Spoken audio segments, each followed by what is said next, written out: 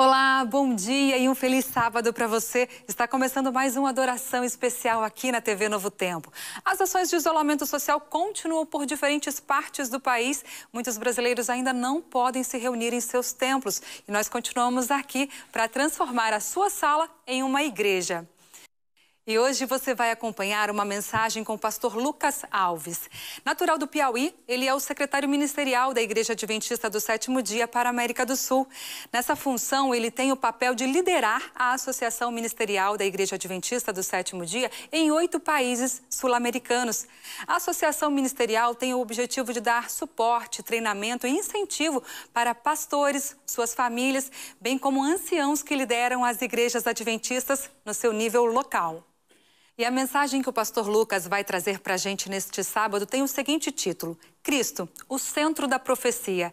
Nestes tempos em que muita gente está agitada, com medo e ansiosa, é bastante comum e natural vermos um grande número de pessoas olhando para as profecias do livro do Apocalipse, mas na ânsia de encontrarem fatos para conectarem com as profecias, muitos acabam se esquecendo de quem é o centro do livro do Apocalipse e de todas as profecias sobre o tempo do fim: Jesus. O pastor Lucas Alves vai nos ajudar nesta manhã a mantermos o foco no tema mais importante do livro do Apocalipse: Cristo, o Filho de Deus. E hoje nós vamos louvar. Tem uma mensagem musical com o Quarteto Arautos do Rei. E vamos ver a história de um garotinho que tinha dificuldades para ler, mas que não queria desistir do seu objetivo por meio da leitura da Bíblia. O que aconteceu nesta história você acompanha hoje aqui na Adoração Especial. E eu te garanto, o que aconteceu com ele é realmente surpreendente. Você vai gostar. E agora nós vamos até Brasília para conversarmos com o pastor Rafael Rossi, diretor de comunicação da Igreja Adventista do Sétimo Dia para a América do Sul. E ele traz informações importantes para todos nós. Olá, pastor Rafael, um feliz sábado, é com você. Feliz sábado para você. Estamos há 2 meses vivendo em uma realidade de incertezas. O que até então parecia que ia passar rápido, já se estende por mais de 2 meses. Muita gente em casa, isolados, outros tantos na linha de frente para manter os serviços básicos funcionando. Mas nossa esperança não falha. Isso tudo vai passar. Por um tempo, viveremos de forma diferente daqui em diante. As relações serão diferentes, os nossos hábitos serão diferentes, mas a nossa fé e os nossos princípios, esses são imutáveis. Para te ajudar a entender mais sobre os princípios e as crenças dos adventistas, preparamos uma série de 12 episódios que vai falar sobre o sábado, o santuário, sobre a morte e a ressurreição, sobre a saúde e também a volta de Jesus. O primeiro vídeo já está no ar. Em um formato moderno, didático, a série Princípios usa recursos como animação e outras tecnologias para te explicar 100% dos temas baseados na Bíblia. Acesse adventistas.org para conferir. E eu sei que você vai gostar e compartilhe com seus amigos e com seus irmãos. Esperamos poder voltar em breve. Sentimos falta de estar com os nossos irmãos, de congregar em nossas igrejas. Essa pausa é importante por agora e essencial para a proteção, mas vivemos na esperança de que, tão logo seja possível, vamos estar juntos novamente. A Igreja Adventista, ela não está parada. Ela está movimentando-se, fazendo muitas coisas interessantes, relevantes e importantes. Eu quero convidar você a assistir esse vídeo e conhecer um pouco mais do papel da igreja nesses momentos. Sempre falamos que a igreja é um lugar de refúgio, um hospital para as feridas da alma, uma casa de oração para todos os povos. Sempre anunciamos o Evangelho de Cristo, que comandou amar a Deus sobre todas as coisas e ao próximo como a nós mesmos. Sempre dissemos que Jesus é pão para quem tem fome, água para quem tem sede. Mas acima de tudo, sempre pregamos um Salvador que deu sua vida por cada ser humano. Por isso, embora nossas igrejas permaneçam fechadas, estamos dispostos a abrir as portas para abrigar leitos e acolher a quem precisar em nossos espaços, sempre que tenham disponibilidade. Embora nossas comunidades não se reúnam fisicamente, estamos unidos de norte a sul do país para entregar comida, produtos de higiene, lavar a roupa e amenizar a dor de quem sofre. Estamos doando sangue para que outras calamidades possam ser remediadas. Estamos combatendo esse inimigo juntos, tratando das pessoas em nossos hospitais, ensinando nossos alunos em casa, adaptando nossa realidade para que nossos servidores trabalhem remotamente e pastoreando milhões de pessoas à distância.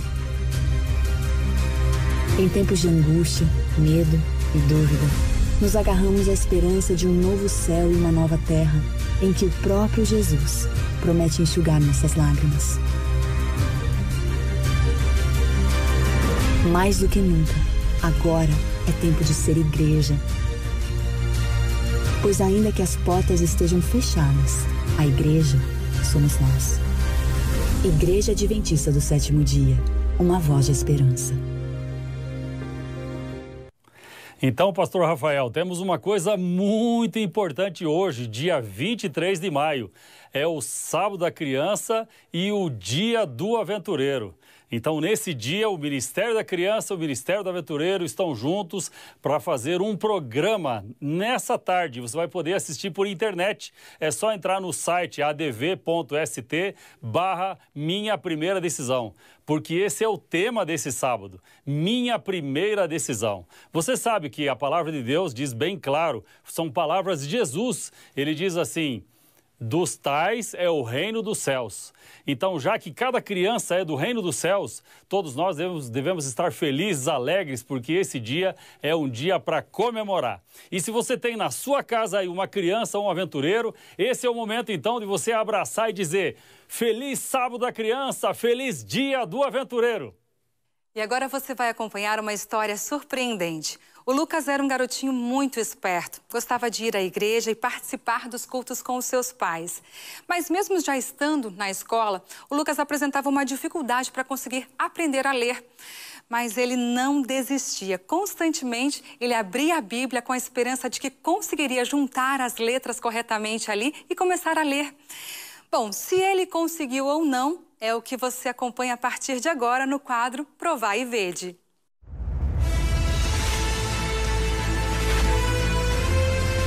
Provai e Vede. História de hoje: desenvolvimento dos dons. Lucas é uma criança muito feliz. Ele gosta de brincar no parquinho, jogar bola com seu pai e, se deixar, fica o dia inteiro na piscina. Nascida em um lar adventista, a igreja sempre fez parte de sua vida. É ali que seu potencial para participar de atividades espirituais se destaca. Sempre atento às programações, ele é motivo de grande satisfação para seus pais. Lucas, porém, apresentava um problema.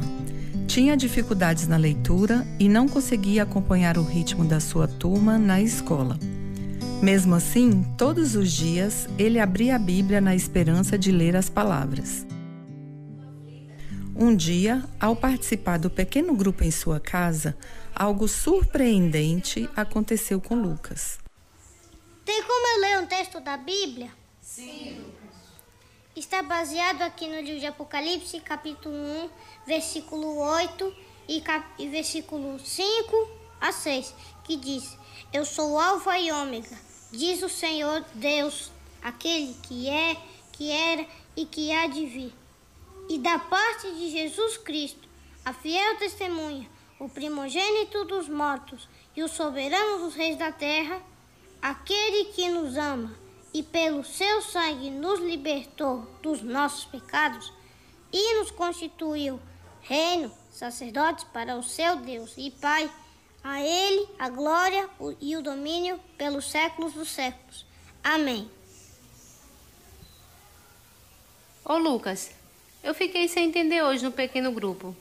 Você pediu para ler um texto bíblico da Bíblia, mas você não sabe ler. Como foi isso? Lucas disse para sua mãe que Jesus estava ajudando-o com a leitura e a compreensão dos versos bíblicos. A partir daí, a sua vida mudou progressivamente. Na escola, ele está colocado entre os alunos mais estudiosos. Os professores estão sempre atentos às suas perguntas e dedicam muita atenção a ele. E não faltam amigos para compartilhar os bons momentos da hora do recreio. Lucas sempre foi uma criança muito temente a Deus. Seu principal passatempo é ouvir músicas cristãs, cantar hinos de louvor e estudar as Sagradas Escrituras. Lucas é uma criança que não apenas lê a Bíblia, ele estuda as histórias, parábolas e profecias com dedicação. Produz seus próprios slides para ilustrar os pequenos sermões que ele mesmo cria. Por causa disso, ele tem sido chamado para pregar em muitas igrejas. Que é um assunto de muita alegria, é a maior esperança que nós temos, e que é um assunto que também é um assunto de muita atenção e de muita preparação. E é o assunto da volta de Jesus. E quem crê que ele vai voltar, diga amém. Amém. Antes, porém, de nós abrirmos a agenda não para de crescer. E isso só fortalece seu desejo de ser um evangelista num futuro muito próximo. Porque, meu querido amigo, a nossa vida tem que ter teoria e prática para nós mostrarmos que Jesus é o Redentor. Ele morreu, ressuscitou e ele vai voltar aqui para essa terra. Vem para os braços de Jesus. Nosso desejo é que todos os pais e os responsáveis estejam atentos à vida espiritual de seus filhos, criando as condições favoráveis para o envolvimento com os ministérios da igreja e o desenvolvimento dos dons espirituais. Quer ser feliz? Nossas crianças e juvenis de hoje serão os mensageiros da verdade num futuro desafiador. Provai e vede. E agora eu os convido para esse momento especial de adoração, através dos dízimos e das ofertas. Que Deus os abençoe. Que linda a história do Lucas. E agora eu quero convidar você a louvar a Deus com uma música repleta de significado. Eu vou te contar essa história antes. O George era um jovem de 23 anos que morava na cidade de Nova York. Ele trabalhava em uma empresa de seguros, mas gostava mesmo era de cantar. Ele cantava principalmente na igreja dele. O pai do George era um pastor da igreja metodista e ele fazia parte dessa comunidade religiosa. Um dia, o George participou de um concurso musical em uma rádio de Nova York. E apesar de não ganhar o concurso, o diretor da rádio gostou muito da voz do George e o convidou para cantar músicas seculares em um programa bastante popular.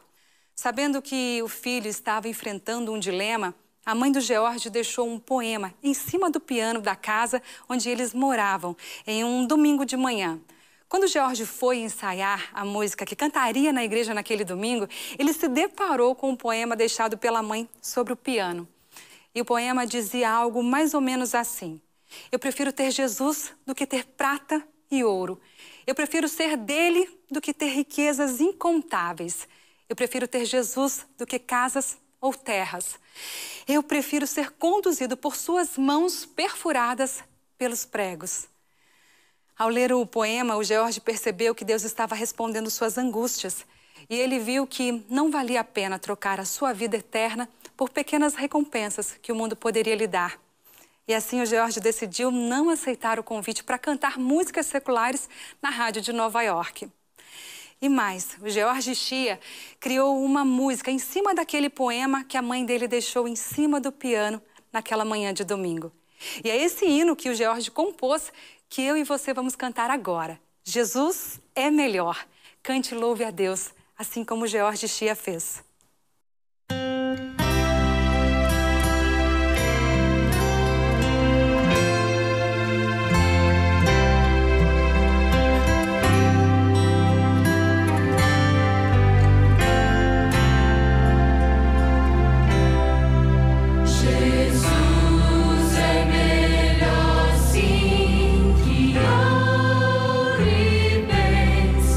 Jesus é melhor.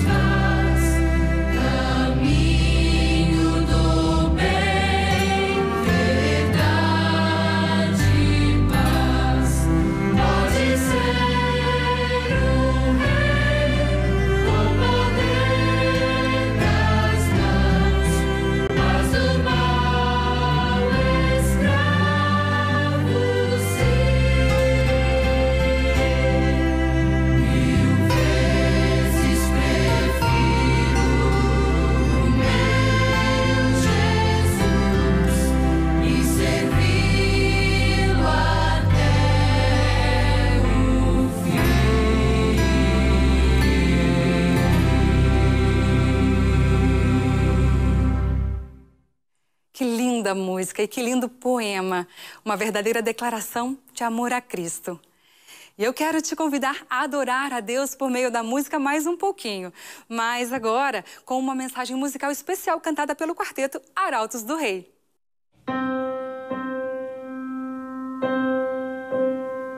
O céu se abrirá,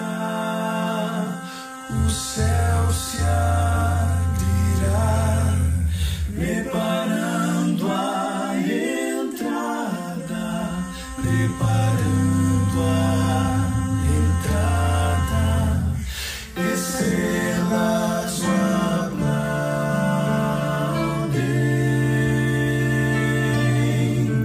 com trovões de louvor, trovões de louvor.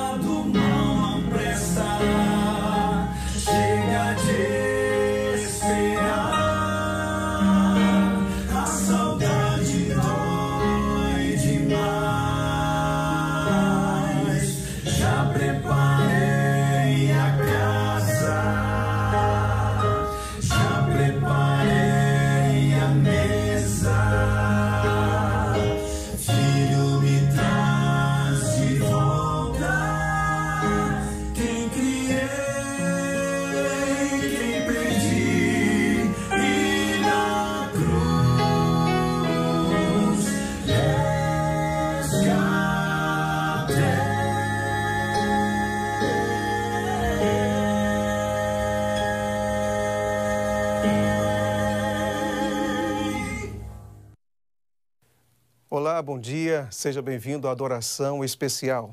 Você que nos acompanha em casa, você que nos acompanha no trabalho, você que nos acompanha aqui pela TV Novo Tempo, como também pelas rádios, pela internet, seja muito bem-vindo. Hoje nós queremos falar diretamente às necessidades mais profundas do seu coração. E para isso, vamos fazer uma oração para começarmos esse momento especial. Querido Deus, muito obrigado. Muito obrigado porque nós temos a certeza de que o Senhor está no controle de tudo. Muito obrigado pela paz que há em Cristo, que excede todo o nosso entendimento. Muito obrigado por Tua presença, pelo Teu amparo, pela confiança e a certeza de Tuas promessas em nossa vida. Nesse momento que vamos abrir a Tua palavra, pedimos que o Senhor fale diretamente à nossa vida, em nome de Jesus. Cristo fez duas promessas extraordinárias antes de Sua partida, que são mencionadas em Mateus 28, 20 e João 14, verso 3. A primeira se refere à sua presença conosco até a consumação dos séculos e a segunda, a garantia do seu retorno. O livro do Apocalipse trata exatamente do nosso presente e também do nosso futuro. Enquanto os 4 evangelhos tratam do seu ministério aqui na terra, o Apocalipse aponta para o seu ministério por nós no céu. As duas promessas, ou seja, a de sua presença conosco, o seu retorno, são apresentadas neste livro que, além de revelar muitas outras coisas, nos diz como ele está cumprindo suas promessas. Por isso, podemos chamá-lo de o 5º Evangelho, cheio de boas novas para nós hoje. Me acompanhe no primeiro verso desse livro. Diz assim, Apocalipse 1, verso 1, revelação de Jesus Cristo, que Deus lhe deu, para mostrar aos seus servos as coisas que em breve devem acontecer, e que ele, enviando-o por intermédio do seu anjo, notificou ao seu servo João. O livro do Apocalipse é tanto uma revelação de Jesus como sobre Jesus. Ele toma a iniciativa de revelar o futuro por meio de símbolos que representam a origem do grande conflito, os desafios que os seus seguidores iriam enfrentar ao longo dos séculos, o plano da salvação, a última batalha e a certeza de um final feliz ao lado dele para sempre. Não há dúvidas, Cristo é o verdadeiro herói do livro. Ele se apresenta com força para os que estão fracos, com esperança para os que estão em desespero, com perdão para os que estão sofrendo, com a culpa e com a insegurança. Ele, sem dúvida, está no controle de tudo a cada minuto. Ele se apresenta, ele fala, ele se revela. Toda a ação vem dele. Como disse C.S. Lewis, quando se trata de conhecer a Deus, toda a iniciativa depende dele. Se ele não se quiser revelar, nada do que façamos nos permitirá encontrá-lo. Como é tremendo vê-lo caminhando em nossa direção. Nos primeiros 3 capítulos, ele é mencionado quase 130 vezes. E todo o livro é identificado por pelo menos 38 nomes e títulos. Vejamos alguns deles. A fiel testemunha, o primogênito dos mortos, o soberano dos reis da terra, o Alfa e o Ômega, o Senhor, a raiz de Davi, o leão da tribo de Judá, o Cordeiro, a resplandecente estrela da manhã, o Rei dos reis e o Senhor dos senhores. Entre esses nomes e títulos, há um que nos chama a atenção. Cordeiro, que aparece em todo o livro mais de 27 vezes. Isso significa que nossos olhos precisam se voltar para Cristo, especialmente como o Salvador do mundo. Ellen G. White afirmou o seguinte: as profecias de Daniel e Apocalipse devem ser cuidadosamente estudadas e, em ligação com elas, as palavras: eis o Cordeiro de Deus que tira o pecado do mundo. O texto diz: da parte de Cristo Jesus, a fiel testemunha, o primogênito dos mortos e o soberano dos reis da terra, aquele que nos ama e pelo seu sangue nos libertou dos nossos pecados. Apocalipse 1, verso 5, apresenta algo tremendo. Aqui existe uma referência para a vida, morte e ressurreição de Cristo. O livro não começa com uma arrebatadora profecia, mas uma poderosa declaração. Notem, aquele que nos ama. Na vida você pode achar em algum momento que Deus não ama você, mas isso não é verdade. Nunca tenha dúvidas de que você é importante para Ele. Nunca permita, nem por um segundo, pensar que Deus não se interessa por você. Você pode até ter dúvidas do amor do amigo, de um filho, de um pai, de um irmão, do seu esposo ou da sua esposa, mas nunca tenha dúvidas do amor de Deus por você. Nunca pense que você não tem valor, pois não é isso que a cruz diz. Pelo contrário, você ocupa um lugar especial no coração de Deus e Ele fará tudo para que você tenha esse amor em sua vida. Alguém comentou João capítulo 3, versículo 16, que já é bem conhecido da seguinte maneira: porque a maior resposta, Deus, o maior ser, amou o maior sentimento, o mundo, o maior aglomerado, de tal maneira, o maior modo, que deu o maior ato, o seu Filho, o maior dom, para que o maior motivo, todo aquele, a maior abrangência, que nele o maior atrativo, crê, a maior simplicidade, não pereça a maior promessa, mas a maior diferença, tenha a maior certeza, a vida eterna, a maior posse. A mensagem do Apocalipse começa com a certeza do amor de Deus por você. Mas isso não significa que você nunca irá sofrer, que nunca irá passar por momentos difíceis. Não é bem assim. Mesmo sendo cristão, é possível que você passe por momentos que vão mexer com a sua vida e com o seu coração. Veja o que diz Apocalipse 1, verso 9.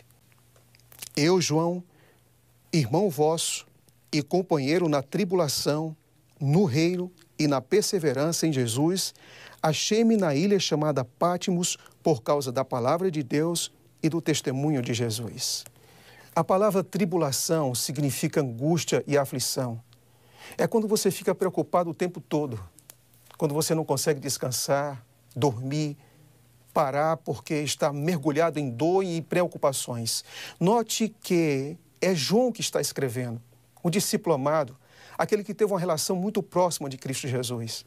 Você pode também andar com Cristo, você pode segurar em suas mãos todos os dias, mas isso não significa que você também não passe por sofrimento. Há muitas pessoas que andaram com Cristo e também sofreram, como José, Davi, Paulo e muitos outros. Você pode perguntar então, se você sofre mesmo andando com Deus, qual é a vantagem? Bem, a diferença é que você não vai sofrer sozinho. Porque quando a dor invade sua vida, se você estiver só, você se desespera. Você não tem onde derramar suas lágrimas. Mas se você sofre ao lado de Cristo, você pode derramar suas lágrimas no colo dele. Sentir o seu abraço, mesmo em meio à dor, e ter esperança, mesmo quando passar por duras perdas na vida. Notem vocês o que diz Apocalipse no capítulo número 1 e no versículo número 17. Quando o vi, eu caí aos seus pés como morto. Porém, ele pôs sobre mim a mão direita, dizendo, não temas, eu sou o primeiro e o último. João agora vê Jesus não machucado pela cruz e ferido pelos soldados, mas vê um Jesus glorificado, vencedor, com total domínio sobre tudo e sobre todos. Ele se aproximou do velho discípulo e colocou sua mão direita sobre ele e disse, não tema, não tenha medo. Os dias que João estava enfrentando não eram dias fáceis, como talvez os dias que você está enfrentando agora. Mas ele recebeu a certeza da presença e do cuidado do seu Senhor naquele momento. Que lutas você está enfrentando hoje? O que está tirando o seu sono? Quais são as suas preocupações? O que está passando o tempo todo na sua mente em relação ao futuro? O mesmo Cristo que apareceu na ilha de Patmos e colocou a mão sobre João, disse, não temas, é o mesmo que está agora ao seu lado, onde quer que você esteja. E diz agora, não temas. Eu não sei se eu estou falando para alguém agora que está em casa, sobrecarregado de dor, de angústias e de sofrimento. Ouça Cristo dizendo, não temas. Eu não sei se você está dentro de um carro agora, trabalhando ou sozinho. Escute Cristo dizendo, não temas. É verdade que os dias não têm sido fáceis para muita gente, mas há pessoas que perderam o emprego, há pessoas que estão com problemas na família, há pessoas que estão doentes, há pessoas que estão com suas fragilidades emocionais, mas lembre-se, Cristo está no controle de tudo. E Ele está dizendo, mesmo que você tenha perdido um ente querido, mesmo que você esteja ouvindo esse sermão agora, emocionado, saiba de uma coisa, Cristo está colocando a mão no seu ombro e dizendo, eu estou aqui, não tenha medo, não se desespere, não se entregue, não se renda. Ellen G. White tem uma das mais poderosas citações e pensamentos sobre o cuidado de Deus em nossa vida. Ela diz, precisamos confiar em Jesus cada dia, cada hora. Ele prometeu que, como os nossos dias será a nossa força, por sua graça, podemos levar todos os fardos do presente. Notem vocês, todos os fardos do presente. João agora tem sua primeira visão das séries de 7, no livro do Apocalipse. Nós vamos abrir agora o texto e vamos encontrar a primeira série de 7 e nós vamos encontrar como Cristo trabalha com a igreja. No livro do Apocalipse, esse número 7 aparece várias e várias vezes. Aquele mesmo cuidado que Cristo teve com João é agora demonstrado a essa 7 igrejas para todos os cristãos durante todos os séculos. Em Apocalipse capítulo 2, versículo 1, diz assim, ao anjo da igreja em Éfeso, escreve, estas coisas diz aquele que conserva na mão direita as 7 estrelas e que anda no meio dos 7 candeeiros de ouro. O que significa essas 7 estrelas e candeeiros? A própria Bíblia responde em Apocalipse 1, versículo número 20. Quanto ao mistério das 7 estrelas que viste na minha mão direita e aos 7 candeeiros de ouro, as 7 estrelas são os anjos das 7 igrejas e os 7 candeeiros são as 7 igrejas. O número 7 ocorre várias vezes no livro do Apocalipse. 7 igrejas, 7 estrelas, 7 candeeiros, 7 espíritos, 7 selos, 7 anjos, 7 chifres, 7 trombetas, 7 diademas, 7 pragas, 7 montes, 7 reis. Na Bíblia, 7 indica plenitude. João recebeu uma ordem de escrever suas visões e enviar as 7 igrejas. Os capítulos 2 e 3 registram as cartas que foram enviadas. É importante lembrar que havia mais de 7 igrejas na Ásia, mas Cristo escolheu estas 7 por suas características e condições espirituais nos dias de João, representar melhor os 7 períodos que seu povo passaria desde a sua morte até a sua segunda vinda. Éfeso é elogiada por seu trabalho, perseverança, paciência e resistência ao mal. Ela foi criticada pelo esfriamento espiritual, pela perda de seu primeiro amor. O conselho de Cristo é que a igreja se arrependa e volte a praticar as suas primeiras obras. Ele disse que o vencedor iria comer da árvore da vida no paraíso de Deus. Representa essa igreja o período do ano 100 do ano 31 ao ano 100 da data aproximada da morte de Cristo. A igreja de Esmina é reconhecida por sua resiliência em meio a todo o sofrimento que teve que suportar. Esmina não recebe crítica. O conselho para essa igreja é que continue firme, mantenha-se fiel até a morte e resista à perseguição e à dor. Ao vencedor de Esmirna receberá a coroa da vida. Esse período vai do ano 100 ao ano 313, quando Constantino assina o Edito de Tolerância de Milão, dando liberdade de culto aos cristãos. Pérgamo é destacada por sua fé e confiança na palavra em Cristo, mas é criticada por tolerar alguns ensinamentos estranhos. A recomendação é um convite ao arrependimento. Aos vencedores da igreja de Pérgamo é feita a promessa do maná escondido em uma pedra com um novo nome. Representa a história cristã do ano 312 até o ano 538, quando, após a queda de Roma Ocidental, sai de cena o imperador e surge o papado. Tiatira representa o período mais longo da história, de 538, com o início da supremacia papal, até o ano 1517. Essa igreja é destacada pelo amor, fé, paciência e também pelas boas obras, mas é criticada por tolerar falsas doutrinas. Para os que estão em Tiatira, a promessa ao vencedor é que governarão as nações e receberão a estrela da manhã. Apesar de Sardes ter alguns que eram extremamente fiéis e comprometidos, ela é criticada duramente por ser uma igreja morta. O conselho é para que se arrependam e fortaleçam o que ainda lhes restam. Aos vencedores são prometidas vestes brancas. Sardes teve seu início em 1517 e vai até o ano de 1798. Essa época é marcada por um grande movimento de reforma. Homens como Lutero, Calvino, Zwingli e outros trouxeram ao povo o poder da palavra de Deus. O ponto alto desse período foi o ano de 1517, especificamente o dia 31 de outubro, quando Lutero fixou na porta do castelo do Wittenberg as 95 teses contra as vendas de indulgências. Filadélfia. A igreja de Filadélfia é reconhecida por perseverar na fé, por obedecer a Cristo, por honrar o seu nome. Filadélfia não recebe críticas ou censuras. Para Filadélfia é prometido um lugar na presença de Deus, um novo nome e também a Nova Jerusalém. Filadélfia representa o período de 1798 até 1844. Estes foram anos de notável atividade na obra das missões e na distribuição de Bíblias.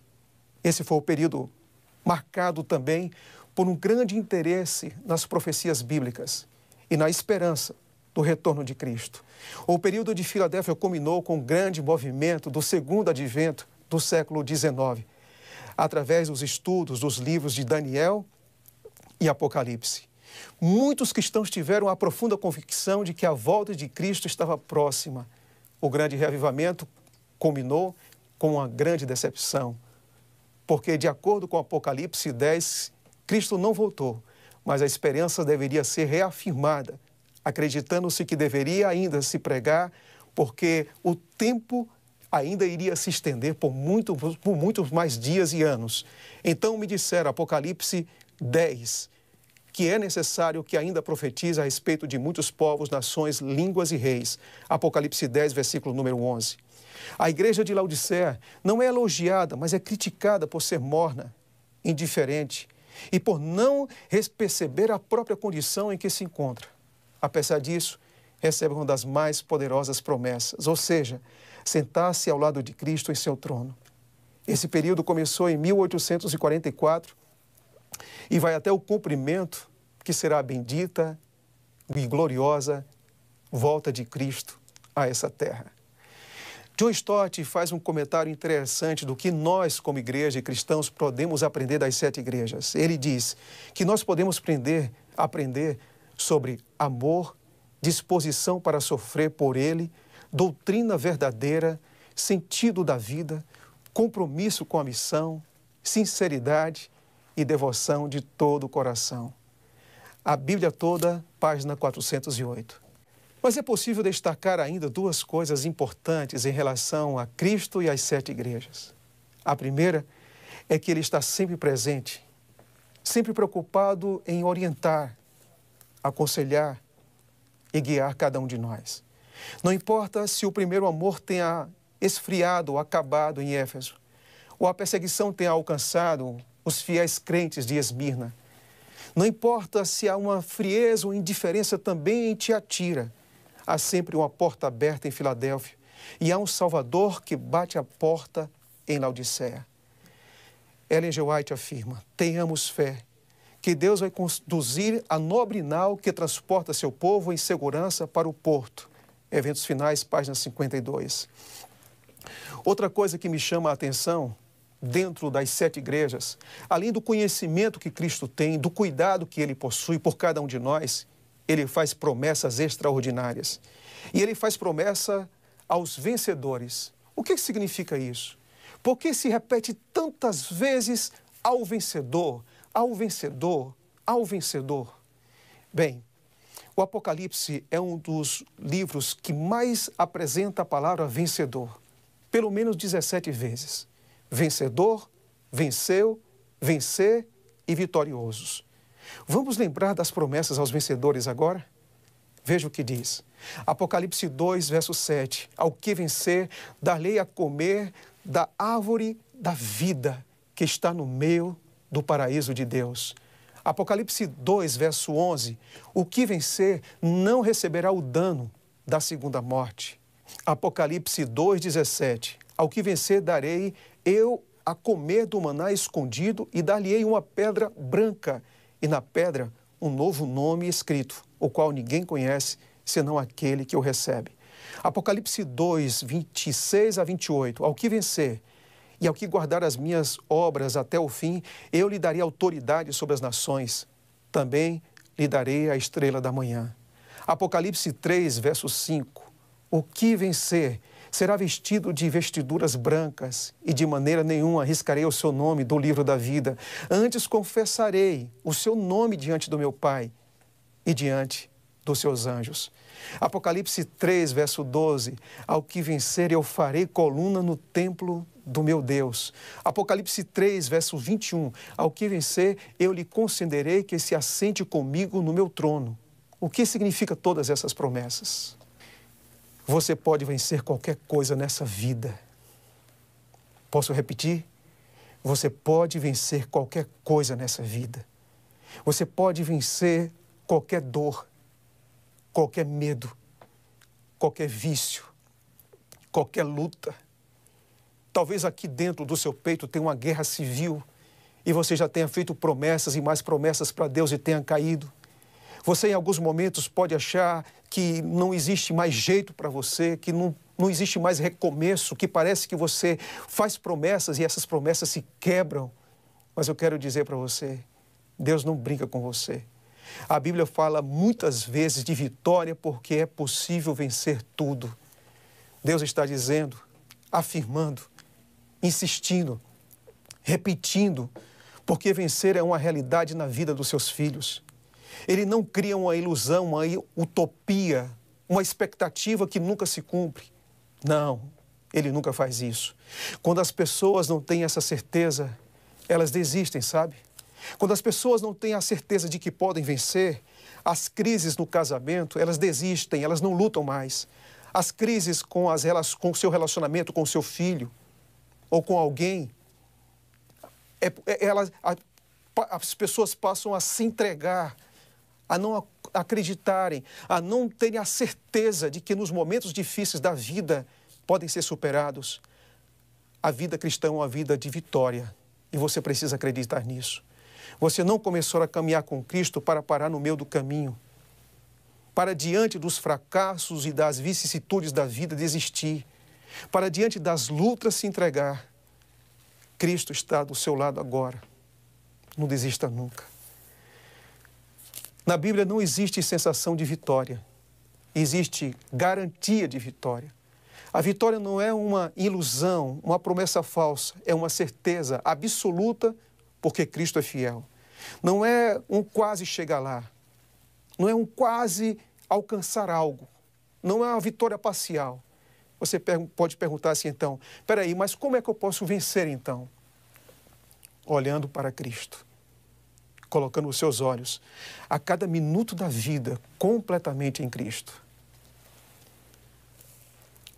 Em 1954, nos Jogos do Império Britânico, em Vancouver, na corrida de 1.600 metros, dois grandes atletas competiam, Roger e John Land. Land, na frente, era seguido por Bannister, a uma curta distância. Os dois campeões se aproximavam da chegada. A multidão se levantava eletrizada. Land sabia que seu competidor estava logo atrás, buscando alcançá-lo. Mas onde estava ele? Precisamente antes da chegada, Land voltou sua cabeça para localizar o competidor. Bannister, aproveitando esse momento frágil e de falta de concentração, arremesseu-se pelo outro lado, no último esforço, e conseguiu passar. Uma estátua, como a que você está vendo agora, perpetuou esse instante para sempre. Ela retrata um atleta rompendo com o peito a fita de chegada, enquanto o outro, a centímetros de distância dele, tem uma cabeça voltada para trás. Precisamos seguir em frente, olhando sempre para Jesus nas Escrituras, olhando para Jesus, o Jesus crucificado, como nosso substituto, olhando para Jesus que tem poder e domínio sobre todas as coisas, acreditando em seu nome, olhando para o Jesus glorificado como nosso advogado, olhando para Jesus revelado pelo Espírito Santo e nos chamando para uma íntima comunhão com Ele. Nós precisamos colocar os nossos olhos inteiramente em Cristo, para, desse modo, experimentar uma transformação que nos dê força e que nos faça sempre olhar para a frente. Uma transformação da vontade rebelde e desenvolvendo-se uma resiliência e resistência diante de todos os assaltos que nós encontramos nesse mundo. Venceremos, querido amigo, olhando para Jesus, não para nós mesmos, nem para os nossos pensamentos, desejos e propósitos, mas para Jesus. Não para a nossa piedade, mas para Jesus. Não para os nossos irmãos, mas para Jesus. Não olhando para o caminho estreito que talvez a gente possa enxergar e não encontrar outras possibilidades, mas é olhar para Jesus. Para Jesus, nunca para os obstáculos da vida. Para Jesus e nunca para os tesouros temporais. Para Jesus e nunca para os erros que outros podem cometer. Para Jesus e nunca para as provações. Para Jesus e nunca para as tristezas e depressões que a vida pode nos impor. Como prosseguiremos? Olhando hoje para Ele. Outra vez e sempre olhando para Ele. Bem, algo que me chama também a atenção nesse livro. Aqui diz que eles venceram pelo sangue do Cordeiro e pela palavra do seu testemunho. Eles não amaram sua própria vida, mas se manteram fiéis até o fim. Essas pessoas tiveram lutas, mas venceram por causa de Cristo, pelos méritos de Cristo, pelo poder de Cristo, pela graça de Cristo e pelo sangue de Cristo. É o sangue de Cristo, como disse Apocalipse 1, verso 5, que nos dá certeza dessa vitória. Agora permita voltar com você para Apocalipse capítulo número 3 e no versículo número 20. Porque além das suas promessas serem tão reais para nós, Ele também está fazendo algo por nós e em nós nesse momento. Apocalipse capítulo 3, versículo 20 diz assim: Eis que estou à porta e bato. Se alguém ouvir a minha voz e abrir a porta, entrarei em sua casa e cearei com ele e ele comigo. O que Jesus espera de nós hoje? O que Ele está fazendo por nós hoje? Meu querido amigo, Ele está batendo a porta do seu coração e dizendo: deixa eu entrar. Eu acredito, sabe, que muito em breve, mas muito em breve, esse céu vai ser rasgado pela glória do Senhor. Jesus Cristo irá invadir de uma vez por todas todo este mundo, com milhões e milhões de anjos, com um céu que estava aguardando por esse momento, muito mais do que a terra. E quando Cristo vier, Ele vai chamar vários e vários nomes, e entre os nomes que Ele irá chamar, Ele vai chamar o seu nome. E para isso Ele está apelando ao seu coração, batendo na porta da sua vida, utilizando todos os meios possíveis para alcançar você. Ele bate, Ele chama, Ele apela, Ele convida. A única coisa que Ele espera hoje é que a porta da vida, a porta da existência, a porta da alma esteja completamente aberta para a sua entrada. Cristo está aí agora perto de você. Eu não sei onde você está agora, se você está em casa, se você está no trabalho, se você está nesse momento no carro ou se você agora está simplesmente andando pela rua, escutando a rádio. Eu quero dizer uma coisa: Deus está à sua procura. E Ele está utilizando milhões de vozes, mas sempre, sempre para alcançar o seu coração. Abra a sua vida. Eu quero dizer algo para você. Apocalipse capítulo número 3 faz uma promessa: ao vencedor vai sentar-se comigo no meu trono. Mas antes de sentar-se no trono de Cristo com Ele no céu, Ele precisa sentar-se no trono da sua vida aqui agora. Ele pode entrar? Você está aberto? Existem algumas coisas em sua vida que precisam ser ajustadas, limpadas, colocado algumas coisas em seu devido lugar. Ele quer entrar. E eu gostaria que você dissesse agora, você pode repetir comigo? Pode entrar, Jesus. A casa é sua. Isso mesmo. Pode entrar, Jesus. A casa é sua. Quando eu saio para deixar minhas filhas na escola, quando isso era uma rotina, elas sempre pediam para ouvir uma música. E falava de uma garotinha que começava o dia dizendo para Cristo entrar. E Cristo, então, ali representado pelo cantor, diz o que Ele vai fazer na vida dela. Algo tão simples, mas tão significativo para todos nós. Quanto mais você abrir a sua vida para Ele aqui na terra, mais sua vida será cheia de sentido, significado. É verdade que você vai passar por momentos difíceis, mas você vai estar seguro nele. Seguro em sua palavra, seguro em suas promessas, porque Ele é real. E aonde é que está Cristo agora? Bem, durante o período das 7 igrejas, Ele esteve presente em cada capítulo, em cada momento, em cada século, em cada ano, em cada dia. E onde Ele está agora? Independente das circunstâncias da sua vida, Ele está aí agora, perto de você, ao seu lado, colocando a mão sobre o seu ombro, dizendo, não tenha medo de nada. Eu irei cumprir minhas promessas em sua vida. É impressionante nós sabermos como Cristo está perto de nós, não é verdade? Bem, Ele disse, eu entro se você abrir a porta. E Ele espera que você diga, pode entrar, Jesus, a casa é sua. Quando Ele voltar a essa terra, e quando você e eu, e tantas pessoas subirmos juntos, um dia todas as portas do céu serão abertas. Abertas para os seus parentes, abertas para a sua família, abertas para você. E quando essas portas forem abertas, Cristo irá dizer a mesma coisa. Pode entrar, a casa é sua.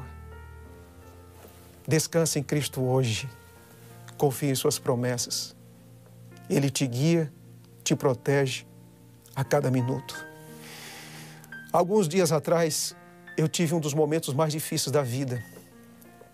Minha mãe estava extremamente doente, e, de acordo com os exames e as previsões médicas, não havia esperança para que sua saúde fosse restabelecida. E um dos momentos mais duros que tive foi acompanhar minha mãe em um quarto e vê-la gemendo de dor, mesmo com fortes medicamentos. Mas minha mãe misturava em alguns momentos a dor, o gemido com oração. Eu acordei de madrugada e ela orava mesmo sentindo dores. Graças a Deus e às orações de muita gente, ela está bem hoje.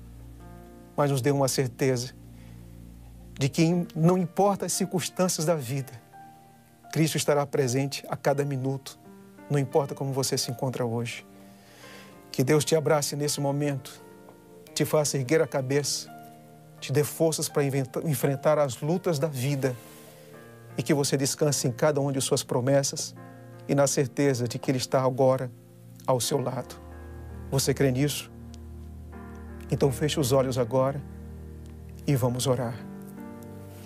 Deus querido, muito obrigado por Tua presença em nossa vida.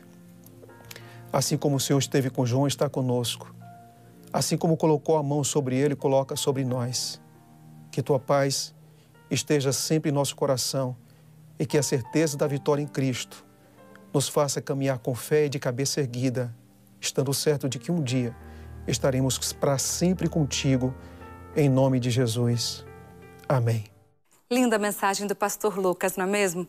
Que a gente possa se lembrar sempre de que Jesus Cristo é o tema principal das profecias do Apocalipse e que Ele está a cada dia mais perto de transformar as profecias que ainda não se cumpriram em realidade.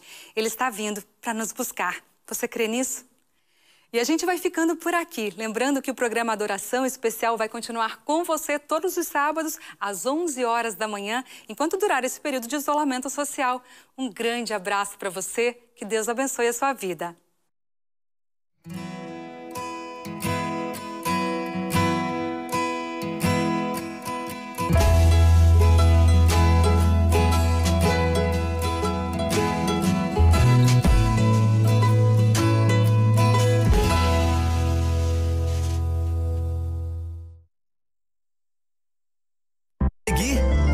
Evidências. Esse programa chega até você por meio de Anjos da Esperança. Seja um instrumento de Deus para transformar vidas por meio da Novo Tempo. Acesse anjosdaesperança.com e saiba como. Estudo Ensinos de Jesus. Peça já o seu. O NASP, muito além do ensino.